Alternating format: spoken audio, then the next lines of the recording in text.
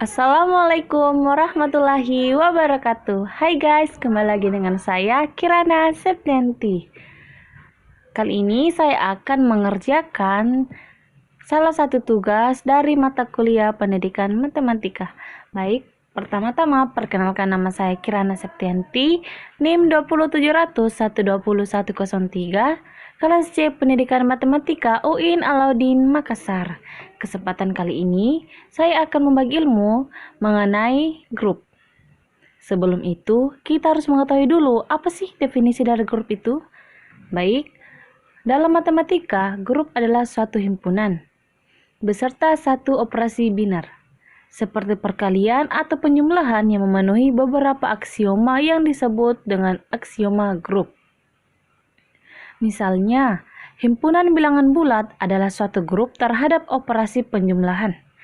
Cabang matematika yang mempelajari grup disebut dengan teori grup. Ada banyak sekali objek yang dipelajari dalam matematika berupa grup. Hal ini mencakup sistem bilangan seperti bilangan bulat, bilangan rasional, bilangan real, dan bilangan kompleks terhadap penjumlahan atau bilangan rasional, bilangan real, dan bilangan kompleks yang tak nol masing-masing terhadap perkalian. Suatu sistem aljabar G operasi bintang dari himpunan tidak kosong G dengan operasi biner operasi bintang dikatakan grup jika memenuhi sifat-sifat berikut. Yang pertama, untuk setiap A, B, C, elemen G berlaku A operasi bintang B elemen G dinamakan sifat tertutup. Yang kedua, untuk setiap A, B, C, elemen G berlaku A operasi bintang dalam kurung B operasi bintang C balas kurung sama dengan dalam kurung A operasi bintang B balas kurung operasi bintang C dinamakan dengan sifat asosiatif. Nah, yang ketiga, ada E elemen G sehingga untuk setiap A elemen G berlaku A operasi bintang E sama dengan E operasi bintang A sama dengan A, atau adanya unsur identitas di G. Nah, yang keempat, untuk setiap A elemen G, ada A pangkat min 1 elemen G sehingga A operasi bintang A pangkat min 1 sama dengan A pangkat min 1. Kemudian, A sama dengan E, adanya unsur inverse pada setiap anggota di G. Berdasarkan definisi tersebut, jika G operasi bintang merupakan grup dan memenuhi sifat komutatif, yaitu untuk setiap A, B, C elemen G berlaku A operasi bintang B sama dengan B operasi bintang A elemen G, maka G disebut dengan grup komutatif. Sebaliknya, jika tidak memenuhi sifat komutatif, maka G disebut dengan grup tidak komutatif. Misalkan G himpunan tidak kosong dengan operasi biner, operasi bintang didefinisikan pada G, maka yang pertama, G, operasi bintang disebut dengan grup void. Yang kedua, suatu grup void, yaitu G operasi bintang yang memenuhi sifat asosiatif disebut dengan semi-grup. Yang ketiga, suatu semi-grup G operasi bintang yang memenuhi unsur identitas disebut dengan monoid. Nah, definisi tersebut digunakan untuk mendefinisikan grup, yaitu jika G, operasi bintang suatu monoid dan setiap anggota G mempunyai inverse di G, maka G operasi bintang merupakan grup. Selanjutnya, kita membahas sifat-sifat grup. Teorema 1. Ketunggalan unsur identitas. Unsur identitas suatu grup adalah tunggal. Jadi unsur identitas itu bersifat tunggal. Nah, pembuktiannya, misalkan G adalah grup. Juga misalkan E dan E aksen adalah unsur identitas di G, akan ditunjukkan bahwa E sama dengan E aksen. Karena E merupakan unsur identitas di G dan E aksen elemen G, maka E aksen dan E aksen E sama dengan E aksen. Juga E aksen unsur identitas di G dan E elemen G, maka E aksen E sama dengan E aksen sama dengan E. Dengan demikian, terbukti bahwa unsur identitas dari suatu grup adalah tunggal. Teorema 2. Ketunggalan unsur invers. Setiap anggota suatu grup mempunyai invers tunggal. Pembuktiannya, misalkan G adalah grup dan E adalah unsur identitas di G. Jadi, ambil A elemen G sembarang. Kemudian misalkan B dan C inverse dari A, akan ditunjukkan bahwa B sama dengan C.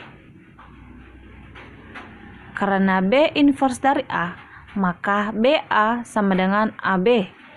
Sama dengan E, kita namakan persamaan pertama. C inverse dari A, maka CA sama dengan AC sama dengan E. Kita namakan persamaan kedua. Nah, dari persamaan kedua diperoleh B AC sama dengan BE sama dengan B karena E identitas. Jadi B AC sama dengan B. Ini kita namakan dengan persamaan ketiga.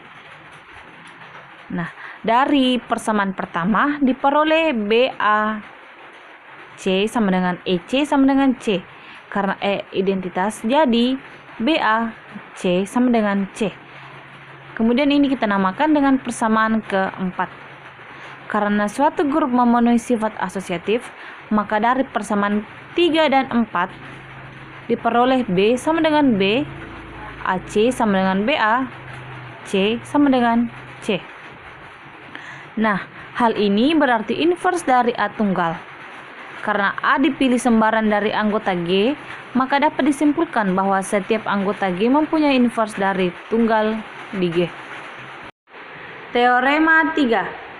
Invers dari invers suatu anggota dalam grup adalah anggota itu sendiri. Pembuktiannya, teorema tersebut diartikan sebagai berikut.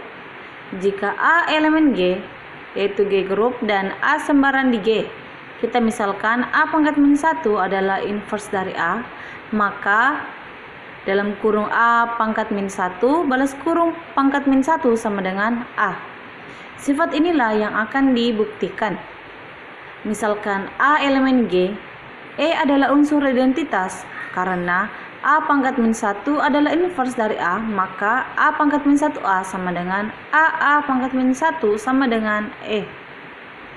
Kita pandang A pangkat min 1A sama dengan E.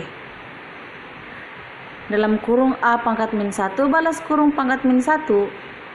Dalam kurung A pangkat min 1A balas kurung sama dengan dalam kurung A pangkat min 1 balas kurung pangkat min 1E. Dalam kurung A pangkat min 1 balas kurung pangkat min 1. Dalam kurung A pangkat min 1 balas kurung A. Sama dengan dalam kurung A pangkat min 1 balas kurung pangkat min 1. EA sama dengan dalam kurung A pangkat min 1 balas kurung pangkat min 1. A sama dengan dalam kurung A pangkat min 1 balas kurung pangkat min 1. Kemudian kita pandang A dalam kurung A pangkat min 1 balas kurung sama dengan E. Dalam kurung A pangkat min 1 balas kurung pangkat min 1. Dalam kurung A pangkat min 1A balas kurung sama dengan E. Dalam kurung A pangkat min 1 balas kurung pangkat min 1. Kemudian A pangkat min 1 balas kurung pangkat min 1 dalam kurung A pangkat min 1 balas kurung A sama dengan dalam kurung A pangkat min 1 balas kurung pangkat min 1. EA sama dengan dalam kurung A pangkat min 1 balas kurung pangkat min 1. A sama dengan dalam kurung A pangkat min 1 balas kurung pangkat min 1. Oleh karena itu, kita dapat membuktikan bahwa A sama dengan dalam kurung A pangkat min 1 balas kurung pangkat min 1. Teorema 4. Suatu grup void G dan X, Y elemen G dikatakan memenuhi hukum pencoretan kiri jika AX sama dengan AY mengakibatkan X sama dengan Y, dan dikatakan memenuhi hukum pencoretan kanan jika XA sama dengan YA mengakibatkan X sama dengan Y. Selanjutnya, jika memenuhi hukum pencoretan kiri dan hukum pencoretan kanan, maka dikatakan memenuhi hukum pencoretan. Teorema 5. setiap grup memenuhi hukum pencoretan. Pembuktiannya, misalkan G grup dan A, B, C anggota di sebarang G akan ditunjukkan. Nah, untuk yang pertama, jika AB sama dengan AC, maka B sama dengan C. Ini dinamakan pencoretan kiri. Yang kedua, jika BA sama dengan CA, maka B sama dengan C. Ini kita namakan pencoretan kanan. Untuk menunjukkan pertama tadi, pandang AB sama dengan AC. Karena A elemen G grup, maka ada A pangkat min 1 elemen G. A pangkat min 1 AB sama dengan A pangkat min 1 AC. A pangkat min 1 A B sama dengan A pangkat min 1 A C. Karena A pangkat min 1 A sama dengan E, maka EB sama dengan EC. Karena E identitas 3, maka B sama dengan C. Jadi terbukti bahwa AB sama dengan AC, maka B sama dengan C. Dengan cara yang sama dapat pula ditunjukkan bahwa jika BA sama dengan CA, maka B sama dengan C. Oleh karena itu, untuk setiap A, B, C elemen G dengan AB sama dengan AC dan BA sama dengan CA, masing-masing mengakibatkan B sama dengan C. Hal ini berarti grup G memenuhi hukum pencoretan kiri dan hukum pencoretan kanan. Jadi, terbukti bahwa G memenuhi hukum pencoretan.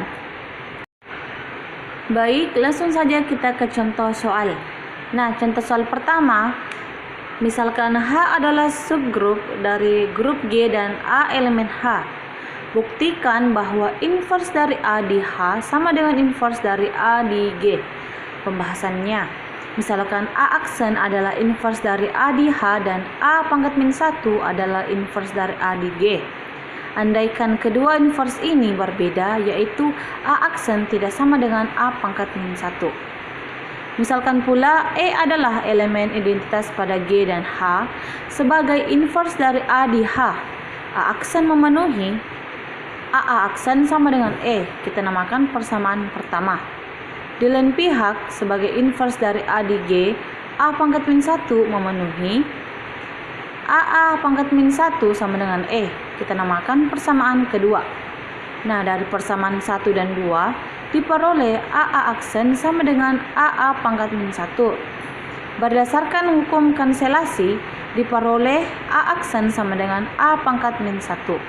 Nah, ini kontradiksi. Dengan demikian, inverse dari A di H sama dengan inverse dari A di G. Contoh soal yang kedua, misalkan H adalah subset tak kosong dari grup G. Buktikan bahwa H adalah subgrup dari G jika dan hanya jika untuk setiap AB elemen H berlaku AB elemen H dan B pangkat min 1 elemen H. Pembahasannya, nah dari kiri, misalkan H adalah subgrup dari G dan A, B elemen H. Karena H subgrup, maka H adalah grup. Akibatnya, A, B elemen H dan B pangkat min 1 elemen H terbukti. Kemudian dari kanan, misalkan H adalah subset tak kosong dari J yang memenuhi A, B elemen H, kita namakan persamaan pertama. B pangkat min 1 elemen H kita namakan persamaan kedua. Untuk setiap A, B elemen H, untuk membuktikan H subgrup dari G akan digunakan teorema 1. Karena H tak kosong, maka dapat dipilih sebarang X, Y elemen H. Pandang Y sebagai B pada persamaan kedua, sehingga Y pangkat min 1 elemen H. Berikutnya, pandang X sebagai A dan Y pangkat min 1 sebagai B pada persamaan pertama, sehingga X, Y pangkat min 1 elemen H. Perhatikan bahwa X, Y elemen H berakibat X, Y pangkat min 1 elemen H. Nah, berdasarkan teorema pertama, H adalah subgrup dari G, maka terbukti. Nah, teman-teman, itulah tadi sedikit ilmu dari saya mengenai grup pada mata kuliah struktur aljabar. Nah, sekian penjelasan dari saya. Kurang lebihnya mohon dimaafkan. Wabillahi taufiq wal hidayah. Wassalamualaikum warahmatullahi wabarakatuh.